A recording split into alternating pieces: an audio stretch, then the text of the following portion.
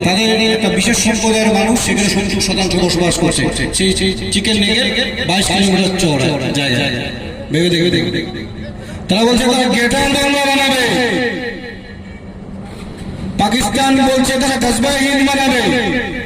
আপনারা চিন্তা করুন, এই সমাজে দুই ধরনের লোক থাকে। ভেবে দেখবে, একটা মেক ইন ইন্ডিয়া, একটা ব্রেক ইন ইন্ডিয়া।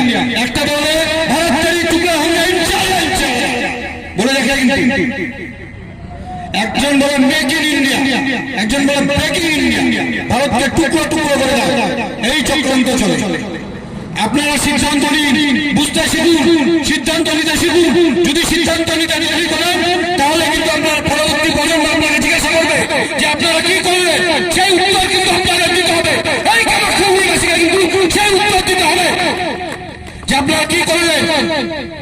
পরবর্তী প্রজন্ম কিন্তু আপনাদের ক্ষমা করবে না। তাহলে আজকে নমস্কার। আজ আমরা কুমারগ্রাম বিধানসভায় আমরা হিন্দু জাগরণ মঞ্চ থেকে সকলে একত্রিত হয়েছি। আপনারা জানেন যে ওপার বাংলায় দীপু দাস, এপার বাংলায় হরগোবিন্দ দাস, কিন্তু ওপার বাংলায় বাংলাদেশ দীপু দাসের পরে কিন্তু আর থেমে নেই। দীপু দাসের পরে খোকন চন্দ্র দাস অনবরত চলে যাচ্ছে হিন্দু নিধন যজ্ঞ।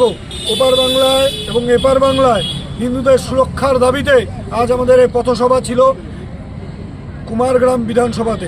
নমস্কার, সৌরভ ঘোষ, হিন্দু জাগরণ মঞ্চ।